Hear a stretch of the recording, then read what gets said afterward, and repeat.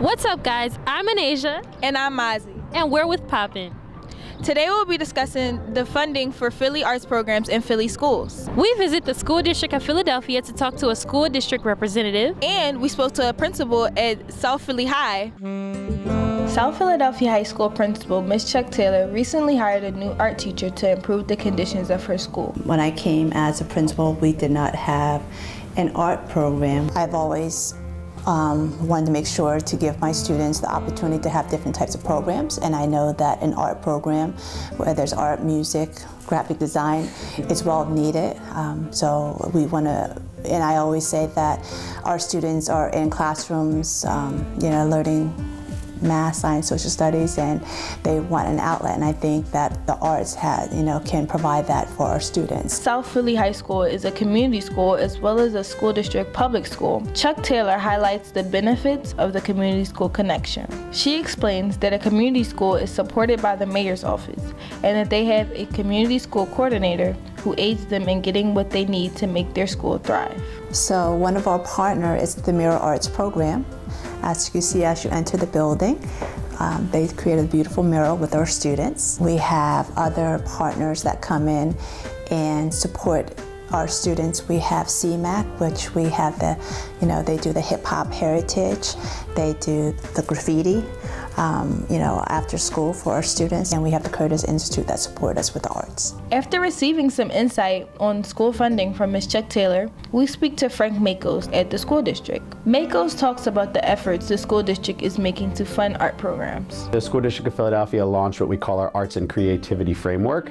It was a comprehensive look at all the things that we interface with across our schools that we would need to really optimize to have successful implementation of arts education. And when we talk about that academic enrichment piece of it, it's looking at ways that we can use the arts within other subjects. So when we're able to take the arts that students are so immersed in and then translate into the skill that we're trying to have them learn, we can really see major gains in student success. Since some students report having art programs cut after failing tests, Chek-Taylor speaks on how funding for courses is determined. So our money is allocated depending on student enrollment and depending on what our students' needs and the resources that we need for our students to be successful. We, as the building principal, we decide what courses and what position will be allocated or what we need in order for us to support our students. When schools are considered academically unsuccessful based on the standardized tests, a lot of interventions will be implemented to try to bring those test scores up and get them to a place where nationally or at the state they're recognized as successful.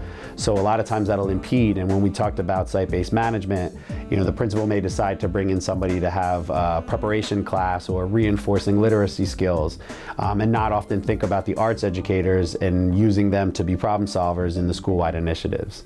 So something we do quite a bit in the central office is talk about where are opportunities to use the arts to help bring up all of these skills that we're trying to have students successful with. As much of the funding from community school comes from outside sources, we asked Mr. Machos and Ms. Chek-Taylor more about how schools are funded. Sure, so funding schools in the state of Pennsylvania, it starts with the state allocated funding that's given out to each district. And you'll hear the district talk a lot about a fair funding formula. And that starts with the formula of how many students are in the district and how much is allocated at the state level. And then in most districts, it comes down to local funding to really bring up the revenue that we have to share across our schools. Enrollment, student performance, and community engagement are some of the biggest factors in school funding. So what's our next big question? How can parents and students take steps to boost funding? Frank Machos tells us how those outside of the district can help advocate to get our schools the funding they deserve. I think the best way that students and families can play a role in advocating is starting at the school level, making it known at each school that they value arts education and really would like to have that for their students. We talk a lot about well-rounded education, and we really need the community around the schools to drive what well-rounded education looks like in those communities.